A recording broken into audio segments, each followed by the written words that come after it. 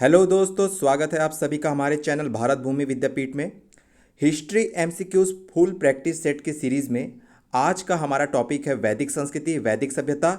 आज के हमारे टॉपिक में हम इस टॉपिक से लगभग 20 और 20 40 नए प्रश्न देखेंगे। इसके साथ ही वीडियो के अंतिम में जो हिस्ट्री इतिहास का घटना चक्र है, घटना चक्र के सारे सवालों का हम वन लाइनर फॉर्म भी वीडियो के अंत में देखेंगे। तो इस प्रकार से बहुत कम से कम समय में आप वैदिक संस्कृति, वैदिक सभ्यता वाले टॉपिक को आज तैयार कर पाएंगे। तो चलिए आज का ये वीडियो स्टार्ट करते हैं। सवाल नंबर 1, आर्य शब्द का शाब्दिक अर्थ क्या है? तो आर्य शब्द का शाब्दिक अर्थ होता है ऑप्शन ए श्रेष्ठ। देखिए, आर्य संस्कृत भाषा का शब्द है जिसका शाब्दिक अर्थ उच्च कुल का यानी श्रेष्ठ होता है। तो ये याद रखिएगा आपको कि आर्य का शाब्दिक अर्थ क्या होता है? श्रेष्ठ होता है। सवाल नंबर 2, गायत्री मंत्र की रचना किसने की थी?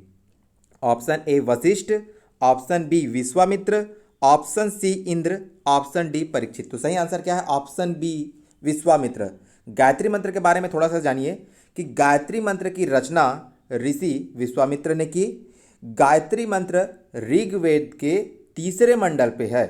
कौन से मंडल पे है? तीसरे मंडल पे। और गायत्री मंत्र सूर्य अर्थात सविता को संबोधित है, समर्पित है। ठीक है, किसको समर्पित है? सूर्य अर्थात सविता को। तो ये याद रखेंगे गायत्री मंत्र के बारे में 3 बातें। विश्वामित्र ने लिखी, तीसरे मंडल में उल्लेख, सूर्य अर्थात सविता को समर्पित। सवाल नंबर 3 है, मीमांसा के प्रणेता थे। मीमांसा के प्रवर्तक आचार्य जैमिनी थे। ठीक है, वे मतलब उन्होंने मीमांसा सूत्रों की रचना की, ये आपको याद रखना है। तो मीमांसा के प्रणेता कौन थे? Option D Jaimini. आगे सवाल नंबर 4 है कि पुराणों की कुल संख्या कितनी है? आप सभी को पता है कि पुराणों की कुल संख्या 18 है, जिसकी रचना ऋषि लोमस एवं उनके पुत्र उग्रसवा ने की। इनकी कुल संख्या 18 है। इसमें कलयुग के राजाओं के बारे में भी विवरण मिलता है। सवाल नंबर 5 है, योग दर्शन के प्रतिपादक हैं। Option A Patanjali. ठीक है, ऑप्शन ए पतंजलि आपको याद रखना है। सवाल नंबर 6 है, निम्नलिखित में से किस वेद में प्राचीन वैदिक युग की सभ्यता के बारे में सूचना दी गई है? Option A Rigveda, Yajurveda, Atharvaveda, Samaveda. चारों वेदों में किसमें प्राचीन वैदिक युग सभ्यता के बारे में सूचना या जानकारी हमको मिलती है? प्राचीन आरंभिक आर्यों के बारे में जानकारी मिलती है, आर्यों के जीवन के बारे में जानकारी मिलती है। तो सही आंसर क्या होगा? Option A Rigveda. ऋग्वेद भारतीय आर्यों की ही नहीं अपितु समस्त आर्य जाति की प्राचीनतम रचना है। यह भारत तथा भारतेतर प्रदेश के जो आर्य के इतिहास, भाषा, धर्म, उनकी सामान्य संस्कृति पर प्रकाश डालता है। इसमें 10 मंडल और 1028 सूक्त हैं। सवाल नंबर 7 है कि वैदिक गणित का सर्वाधिक महत्वपूर्ण ग्रंथ है। Option A Shatapatha, B Atharva, C Shulvasutra, option D Chandogya Upanishad. तो सही आंसर क्या होगा? शूल्वसूत्र। वैदिक गणित का सर्वाधिक महत्वपूर्ण ग्रंथ क्या है? शूल्वसूत्र। शूल्वसूत्र में हमको यज्ञ के जो है अपना वेदी हैं, यज्ञ जो स्थल है, यज्ञ के लिए जो अपना वेदी बनाई जाएंगी, जो कुंड बनाया जाएगा, उसके नाप जोक संबंधी हमको जानकारी मिली है। सवाल नंबर 8, वैदिक लोगों द्वारा किस धातु का प्रयोग सबसे पहले किया गया? इसका सही आंसर क्या होगा? ऑप्शन डी जो है तांबा। ऑप्शन डी तांबा होगा। आगे हमारा सवाल नंबर 9 है कि वेद शब्द का अर्थ है। ये इंपॉर्टेंट सवाल है। वेद शब्द का शाब्दिक अर्थ क्या होता है? ऑप्शन ए ज्ञान, बुद्धिमत्ता, कुशलता, शक्ति। तो सही आंसर क्या होगा? ऑप्शन ए ज्ञान। याद रखेंगे। सवाल नंबर 10 है, उपनिषद काल के राजा अश्वपति शासक थे। कहाँ के शासक थे? तो ये कैकई के शासक थे, आपको याद रखना है। 10वां जो आपका प्रश्न का आंसर क्या हो गया? Option B Kaikeyi. 11वां नंबर का सवाल, यज्ञ संबंधी विधि विधानों का आपको पता चलता है ऋग्वेद में, सामवेद में, ब्राह्मण ग्रंथों में, यजुर्वेद में। यह सवाल इंपॉर्टेंट है और सही आंसर इसका क्या हो जाएगा? Option D Yajurveda. य से यजुर्वेद, य से यज्ञ। यज्ञ संबंधी हमको जानकारी कहां से मिलती है? यजुर्वेद से। सवाल नंबर 12 है कि ऋग्वेद की मूल लिपि किस भाषा में थी? मतलब किस लिपि में थी? ऋग्वेद की जो मूल लिपि कैसी लिखी गई है? देवनागरी, जो आज हम वर्तमान में लिखते हैं लेफ्ट से राइट, इसको बोलते हैं देवनागरी। ठीक है, खरोष्ठी, पाली, ब्राह्मी।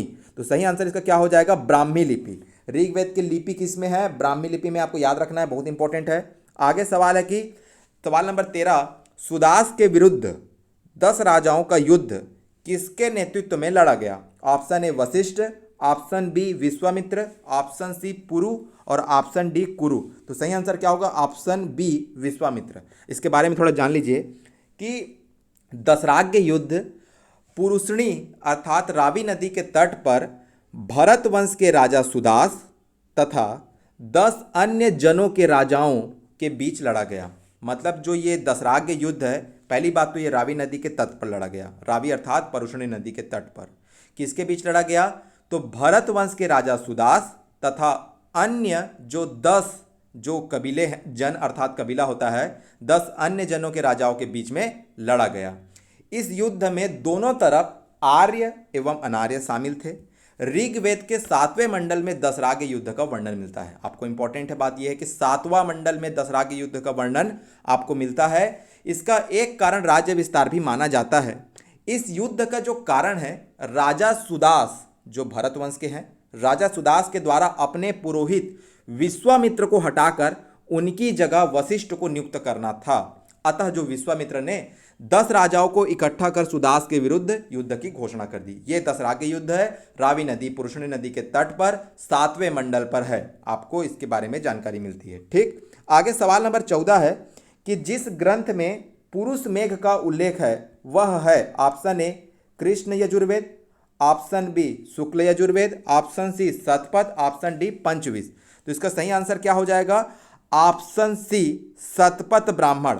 शतपथ जो ब्राह्मण में आपको पुरुष सूक्त के बारे में जानकारी मिलती है, अपना पुरुष मेघ के बारे में जानकारी मिलती है। अब पुरुष मेघ का उल्लेख जो है शतपथ ब्राह्मण में है।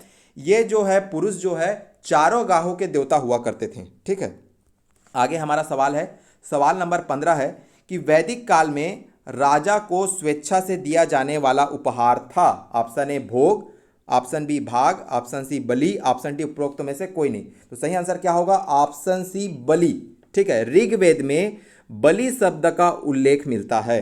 जो प्रजा द्वारा राजा को स्वेच्छा से दिया जाने वाला उपहार था, राजा इसके बदले उनकी सुरक्षा की जिम्मेदारी लेता था। इस समय किसी प्रकार की कर व्यवस्था प्रचलित नहीं थी। सवाल नंबर 16, वैदिक नदी कुंभा का स्थान कहाँ निर्धारित होना चाहिए आज वर्तमान में? तो इसकी पहचान की गई है ऑप्शन ए अफगानिस्तान के काबुल नदी से। ठीक है, याद रखेंगे अफगानिस्तान के काबुल नदी से वैदिक कालीन जो कुंभा नदी की जो है पहचान की गई है। आप सवाल नंबर 17 है, निम्न में से कौन सा वेद गद्य एवं पद्य में रचित है? तो गद्य एवं पद्य में रचित जो वेद है ये है यजुर्वेद। ठीक है, यजुर्वेद के बारे में याद रखेंगे, 2 यजुर्वेद के भाग हैं, शुक्ल यजुर्वेद, कृष्ण यजुर्वेद। तो जो शुक्ल यजुर्वेद है वो पद्य में है और जो कृष्ण यजुर्वेद है वो गद्य और पद्य दोनों में है। तो याद रखेंगे यजुर्वेद को, यजुर्वेद में भी कृष्ण यजुर्वेद जो है गद्य और पद्य में है। ये तो आंसर क्या हो जाएगा? Option B. सवाल नंबर 18 है कि वैदिक सभा में समिति को किस देवता की 2 पुत्रियां कहा जाता था? ठीक है, सवाल नंबर 18 क्या है कि वैदिक सभा में जो है समिति को और सभा को वैदिक जो सभ्यता में किसको 2 पुत्रियां कहा गया? तो सही आंसर क्या होगा इसका? Option C Prajapati. प्रजापति की 2 पुत्रियां कहा गया है किसको? सभा और समिति को। ये मोस्ट इंपॉर्टेंट है, याद रखिएगा। सवाल नंबर 16 है कि भारत में किस स्थल की खुदाई से लौह धातु के प्रचलन के प्राचीनतम प्रमाण मिले हैं? मतलब लौह के प्राचीनतम प्रमाण हमको कहाँ से मिले हैं? Option B Atranji Khera. याद रखेंगे अतरंजी खेड़ा से लौह धातुमल तथा धातु शोधन में प्रयुक्त होने वाली भट्टियां मिली हैं, जिनसे यह संकेत मिलता है कि यहाँ धातु को गलाने का कार्य स्थानीय रूप से होता रहा होगा। सवाल नंबर 20 है कि निम्नलिखित में वैदिक देवता या देवी में किसका सूर्य के साथ संबंध दिखाया गया है? Option A Ashwin, option B Pushan और option C Indra, option D Aranya. तो इसका सही आंसर क्या हो जाएगा? Option A Ashwin. ठीक है, ऑप्शन ए अश्विन। याद रखेंगे जो अश्विन है, नासत्य है, इनको सूर्य के साथ जोड़ा गया है। वहीं अरण्य जो है, अरण्य जंगल की देवी को कहा गया है, पूषण चारागाहों के देवता को कहा गया है और इंद्र झंझावातों अर्थात बादल गरज चमक के देवता कहे गए हैं। याद रखेंगे। आगे हमारा सवाल का दूसरा स्तर है कि प्राचीन भारत में निशाका या निष्क के नाम से जाने जाते थे। ऑप्शन ए स्वर्ण आभूषण, ऑप्शन बी अपना गाय, ऑप्शन सी तांबे के सिक्के, ऑप्शन डी चांदी के सिक्के। तो सही आंसर क्या होगा? ऑप्शन ए स्वर्ण के आभूषण। जो गले में पहने जाने वाले जो स्वर्ण के आभूषण थे उन्हें ही निष्क या निशाका के नाम से जाना जाता था। आगे सवाल नंबर हमारा दूसरा है कि निम्नलिखित में से कौन सी प्रथा चतुष्टय, जो चतुष्टय प्रथा है, ये वेदोत्तर वैदिक काल के बाद में प्रचलन में आई। ऑप्शन ए धर्म अर्थ काम मोक्ष, ऑप्शन बी ब्राह्मण क्षत्रिय वैश्य शूद्र, ऑप्शन सी ब्रह्मचर्य गृहस्थ आश्रम वानप्रस्थ संन्यास, ऑप्शन डी इंद्र सूर्य रुद्र मारुत। तो सही आंसर क्या हो जाएगा? ऑप्शन सी ब्रह्मचर्य। आश्रम व्यवस्था में जो ब्रह्मचर्य गृहस्थ वानप्रस्थ संन्यास का जो प्रचलन है ये वेदोत्तर काल में हुआ। आश्रम शब्द की जो उत्पत्ति है, व्युत्पत्ति है, वो श्रम धातु से हुई है। इसके अंतर्गत मनुष्य अपने जीवन में श्रम पूर्वक विभिन्न आश्रमों के कार्य संपन्न करता था तथा प्रत्येक आश्रम के काल के पश्चात आगामी आश्रम के लिए सनद्ध या आगामी आश्रम के लिए वो तैयार होता था। जैसे अपना 25-25 वर्षों का ये काल निर्धारित किया गया था, ब्रह्मचर्य गृहस्थ वानप्रस्थ संन्यास। आगे देखते हैं सवाल नंबर तीसरा कि वैदिक काल में राजा पर नियंत्रण होता था किसके द्वारा? ऑप्शन ए सभा समिति, बी पुरोहित सेनानी, ऑप्शन सी गढ़ एवं विदत, ऑप्शन डी परिषद एवं समिति। तो सही आंसर क्या होगा? ऑप्शन ए सभा एवं समिति। आपको देखिए ऋग्वेद से हमको पता चलता है, ऋग्वेद में, कि जो राजा पर नियंत्रण के लिए दो संस्थाएं थी, सभा और समिति। इसमें जो समिति है, समिति का राजा के चुनाव में ज़्यादा योगदान होता था। मोस्ट इंपॉर्टेंट, समिति का चुनाव में जो राजा का योगदान जो है ज़्यादा होता था। यह जो है कबीले की आम सभा होती थी। जो समिति है वो क्या है? कबीले की आम सभा। वहीं जो है अपना जो है समिति के जो प्रमुख को क्या कहा गया है? ईशान। ये भी आपको याद रखना है। तो समिति के बारे में आपने जाना कि जो समिति है राजा पर नियंत्रण रखने वाली समिति, नियंत्रण रखने वाले अंगों में से एक है। इसका जो प्रमुख है इसको ईशान कहते हैं। यह कबीलों की आम लोगों से मिलकर के बनती है, आम सभा है। और जो है ये जो समिति जो है राजा पर नियंत्रण रखती है। वहीं सभा, जो सभा है यह वृद्ध जनों एवं कुलीन व्यक्तियों की संस्था हुआ करती थी। वृद्ध जनों, जो सीनियर सिटीजन है, वृद्ध जनों एवं कुलीन व्यक्तियों की संस्था थी, जो है वाद विवाद जैसे कोई मुद्दों हैं उनके निपटारा के लिए हुआ करती थी। इसका मुख्य रूप कार्य ये भी था। और सभा और समिति जो है राजा पर नियंत्रण स्थापित करते थे। सवाल नंबर चौथा है कि पूर्व वैदिक आर्यों का धर्म मुख्यतः था। ऑप्शन ए भक्ति, ऑप्शन बी मूर्ति पूजा और यज्ञ, ऑप्शन सी प्रकृति पूजा और यज्ञ, ऑप्शन डी प्रकृति पूजा और भक्ति। तो सही आंसर क्या हो जाएगा? ऑप्शन सी प्रकृति पूजा और भक्ति। देखो भक्ति के बारे में ना, जो भक्ति वाला जो धर्म आधारित है ये आपको मौर्योत्तर के बाद देखने को मिलता है। तो ये आपको याद रखना है। वहीं आपको जो वैदिक सभ्यता के जो आर्य हैं ये मूर्ति पूजा से अनभिज्ञ थे, मूर्ति पूजा नहीं करते थे, ये भी आपको याद रखना है। तो सही आंसर हमारा क्या होता है? प्रकृति पूजा और यज्ञ, ये याद रखेंगे। उसके बाद सवाल नंबर 5वां है ऋग वैदिक युगीन नदी पुरुषणी का महत्व क्यों है? तो ये हमने अभी देखा था जस्ट थोड़ा देर पहले कि दशराग्य युद्ध अर्थात ऑप्शन सी दशराग्य युद्ध के कारण पुरुषणी अर्थात रावी नदी का महत्व है। अगला सवाल नंबर 6वां है वैदिक काल में किस जानवर को अघन्या माना जाता है? तो वैदिक काल में किस जानवर को, बैल भेड़ गाय हाथी में किसको अघन्या अर्थात जिसकी हत्या नहीं की जाएगी किसको माना गया है? न मारे जाने योग्य किसको कहा गया है? ऑप्शन सी गाय को, याद रखेंगे। उसके बाद सवाल नंबर 7वां ऋग वैदिक कालीन रत्निन में सम्मिलित थे। 4 ऐसे क्या है जो रत्निन के अंतर्गत में आते थे? तो सही आंसर क्या होगा इसका? ऑप्शन ए सेनानी, जो सेना में थे, ग्रामीणी जो ग्राम की रक्षा करते, सूत और करमार। सेनानी, ग्रामीणी, सूत और करमार ये जो है आपका अपना रत्निन के अंतर्गत आते थे। सवाल नंबर 8वां ऋग वैदिक युगीन सभा क्या थी? ऑप्शन ए गांवों की व्यावसायिक लोगों की संस्था, गलत। ऑप्शन बी राज दरबार होता था, गलत। ऑप्शन सी वाद विवाद तथा चर्चा के द्वारा राजकाज निपटाना, हाँ ये सही आंसर है। ऑप्शन सी इसका कार्य क्या था? वाद विवाद तथा चर्चा के द्वारा राजकाज निपटाना। सवाल नंबर 9वां है उत्तर वैदिक काल में कौन सा कराधान से संबंधित विचार सत्य है? ऑप्शन ए ब्राह्मणों पर कर का भार था, ऑप्शन बी केवल वैश्यों पर कर का भार था, ऑप्शन सी केवल क्षत्रियों पर कर का भार था, ऑप्शन डी शूद्रों पर कर का भार था। तो सही आंसर क्या होगा? ऑप्शन बी केवल जो वैश्यों पर कर का भार था। इसके बारे में थोड़ा समझिए कि वर्ण व्यवस्था की जो नींव है वो ऋग वैदिक काल में पड़ चुकी थी, परंतु यह स्थापित उत्तर वैदिक काल में हुई। समाज में 4 वर्ण ब्राह्मण क्षत्रिय वैश्य और शूद्र थे। शतपथ ब्राह्मण में हमको ये उल्लेखित है, मिलता है कि समाज का जो वैश्य वर्ग कर देता था। शतपथ ब्राह्मण में उल्लेखित है कि समाज का वैश्य वर्ग कर देता था ये आपको याद रखना है। कर की मात्रा लगभग 1/6 हुआ करती थी, याद रखेंगे। आगे देखते हैं, सवाल नंबर 10वां है कि निम्नलिखित ऋग्वैदिक देवताओं में किसे खगोलीय, वायुमंडलीय एवं पार्थिव तीनों भागों में रखा गया? ऑप्शन ए तौसत्री अर्थात अग्नि को कहा जाता है तौसत्री, option B Vishnu, option C Varuna, option D Dyaus. तो सही आंसर क्या होगा? Option A तौसत्री। तौसत्री यानी अग्नि ही एकमात्र ऐसा देवता था जिसे आकाश, अंतरिक्ष और पृथ्वी तीनों में शामिल किया जाता था। सवाल नंबर 11 है कि दशराज्य क्या था? तो ये हमने देखा कि दशराज्य ऑप्शन सी 10 राजाओं का संग्राम था जो परुष्णी रावी नदी के तट पर लड़ा गया। भरत वंश के जो है प्रमुख सुदास और 10 जनों के अपना राजाओं के बीच में लड़ा गया। होता क्या है? सवाल नंबर 12 कि होता क्या है? ऑप्शन ए ऋग्वेद में देवों का आह्वान करने वाला, बी देवों ऋग्वेद में यज्ञ करने वाला, ऑप्शन सी उपासना करने वालों को, ऑप्शन डी ऋग्वेद कालीन ऋषियों को। यह सवाल बहुत इंपॉर्टेंट है। सही आंसर इसका क्या हो जाएगा? ऑप्शन ए ऋग्वेद में देवों का आह्वान करने वाले को क्या कहते थे? होता या पुरोहित को। ऋग्वेद आर्यों का प्राचीन ग्रंथ है। इसके जो सूक्त है विविध देवताओं की स्तुति संबंधित भाव भरे गीत हैं। ठीक है, इसके जो जितने भी जो सूक्त है, जो मंत्र हैं, वो बहुत सारे देवताओं की स्तुति करने के लिए भाव भरे गीत हैं। ऋग्वेद में ज्यादातर मंत्र देव आह्वान से संबंधित है। ऋग्वेद में मंत्रों का उच्चारण कर जो पुरोहित यज्ञ संपन्न कराता था उसे होता कहा जाता था, याद रखेंगे। तो सवाल नंबर 13 आगे देखते हैं, ऋग्वेद के देवता इंद्र के विषय में क्या सही नहीं है? ऑप्शन ए उसे भोज एवं सोमरस पान प्रिय थे, सही। वह पुरों को नष्ट करने वाला था, पुर अर्थात किला, बिल्कुल सही, पुरंदर कहा गया है। ऑप्शन सी 100 शक्तियों का स्वामी, बिल्कुल सही, 100 शक्तियों का स्वामी उसे कहा गया है। ऑप्शन डी वह ऋतु का धारक था, बिल्कुल गलत। ऋतु के स्वामी वरुण को कहा गया है। वरुण को ऋतस्य गोपा कहा गया है। संसार में जितनी भी मौसमी क्रियाएं होती हैं उसका जो स्वामी किसे कहा गया है? वरुण को।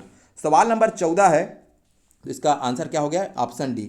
सवाल नंबर 14 है कि प्राचीन भारतीय सामाजिक संरचना में अनिर्वासित शब्द का संबंध है। ऑप्शन ए ब्राह्मण और क्षत्रियों से, ऑप्शन बी वैश्यों एवं शूद्रों से, ऑप्शन सी केवल शूद्रों से, ऑप्शन डी वर्ण व्यवस्था से बाहर के लोगों से। तो सही आंसर क्या हो जाएगा? ऑप्शन सी केवल शूद्रों से। क्या है कि जो हमको आपको इनके बारे में जो पाणिनि ने जो अष्टाध्यायी जो लिखा है पाणिनि ने 2 प्रकार के शूद्रों का उल्लेख किया है। इसमें निर्वासित अर्थात नगर से बाहर रहने वाले शूद्र, अनिर्वासित अर्थात नगर की सीमा में रहने वाले शूद्र। जो निर्वासित हैं, नगर से बाहर रहने वाले जो शूद्र हैं, इन्हें अस्पृश्य माना जाता था। शूद्रों को समाज का अत्यंत निकृष्ट तथा अधिकार विहीन वर्ग माना जाता था। उन्हें अध्ययन, यज्ञ, मंत्रोच्चारण आदि का अधिकार नहीं था। वशिष्ठ शूद्रों को शमशान के समान अपवित्र मानते थे। देखिए, आपका पाणिनि ने उनको 2 भागों में रखा और वशिष्ठ उनको शमशान के समान अपवित्र मानते थे। तो जो शूद्रों के लिए अनिर्वासित शब्द उपयोग किया गया है, जो नगर के अंदर रहते थे, और नगर के बाहर रहने वाले को निर्वासित। आगे देखते हैं सवाल नंबर 15, अध्यात्म ज्ञान के विषय में नचिकेता और यम का संवाद। नचिकेता विद्वान जो ब्राह्मण बालक और यम भगवान जो न्याय दंड के जो स्वामी हैं यमराज, उनके बीच में जो संवाद है, इसका जो है वर्णन आपको कहाँ मिलता है? तो इसका सही आंसर क्या होगा? ऑप्शन ए आपके पास में है Brihadaranyaka, option B Chandogya Upanishad, option C Kathopanishad, option D Kena Upanishad. तो सही आंसर क्या हो जाएगा? कंठोपनिषद। तो कैसे याद रखेंगे? नचिकेता और यम का संवाद बहुत ही कठिन है, इसीलिए वो कंठोपनिषद में, ऐसे याद रखेंगे। ऑप्शन 16 मतलब प्रश्न क्रमांक 16 है, नृत्य शब्द प्रयुक्त होता है गुरु एवं शिष्य के लिए। ऑप्शन ए गुरु एवं शिष्य के लिए, ऑप्शन बी माता एवं पिता के लिए, और ऑप्शन सी चचेरे भाई बहन, दादा, नाना, मामा इत्यादि संबंधियों के लिए, ऑप्शन डी उपरोक्त में से कोई नहीं। तो सही आंसर क्या हो जाएगा? ऑप्शन सी चचेरे, ऑप्शन सी जो है चचेरे भाई बहन, दादा, नाना, मामा इत्यादि संबंधित के लिए जो है नृत्य शब्द का उपयोग होता था। ऋग्वैदिक काल में समाज जो है सबसे छोटी इकाई गृह, समाज की जो सबसे छोटी इकाई गृह या कुल हुआ करती थी। गृह का प्रमुख गृहपति एवं कुल का प्रमुख कुलपति कहलाता था। ऋग्वैदिक कालीन परिवार संयुक्त परिवार था। इसमें नाना, दादा, नाती, पोते आदि सभी के लिए एक ही शब्द नृत्य का उपयोग किया जाता था। इससे पता चलता है कि वे सभी एक साथ रहते थे। आगे देखते हैं, सवाल नंबर हमारा 17वां है कि भारत के विश्वोपति, ठीक है, कॉस्मो जो गोनिक जो विषयक धारणाओं के अनुसार जो 4 युगों के चक्र का क्रम आपको बताना है। ठीक है, तो जो आपका जो 4 युग है उन युग का क्रम बताना है। तो सही आंसर आपका क्या हो जाएगा, याद रखिएगा सतयुग को कृत के नाम से भी जाना जाता है, सतयुग को कृत के नाम से भी जाना जाता है। तो इसलिए आप देखेंगे सतयुग अर्थात कृत, सत के बाद त्रेता, फिर द्वापर, फिर कलयुग। तो सही आंसर क्या हो जाएगा, ऑप्शन सी कृत यानी सतयुग, फिर त्रेता युग, फिर द्वापर युग, फिर कलयुग। उसके बाद सवाल नंबर 18 है, भारत आर्य भारत के ही मूल निवासी थे, इसका सबसे बड़ा प्रमाण है। ऑप्शन ए 5000 ईसा पूर्व से 800 ईसा पूर्व के बीच किसी नए जन समुदाय का साक्ष्य नहीं प्राप्त होना। ऑप्शन बी ऋग्वेद में सप्त सैंधव का सर्वाधिक बार उल्लेख। ऑप्शन सी अधिकांश विद्वान आर्यों को भारत का ही मूल निवास मानते थे। ऑप्शन डी उपरोक्त में से कोई नहीं। तो इसका सही आंसर हो जाएगा ऑप्शन ए जो है 5000 ईसा पूर्व से 800 ईसा पूर्व के बीच किसी नए जन समुदाय का साक्ष्य नहीं प्राप्त होता है। इस आधार पर आर्य भारत के मूल निवासी थे, इसका सबसे बड़ा प्रमाण यही है, आपको ये याद रखना है। उसके बाद सवाल नंबर 19वां है कि जीविकोपार्जन हेतु वेद वेदांग पढ़ाने वाले अध्यापक कहलाते थे।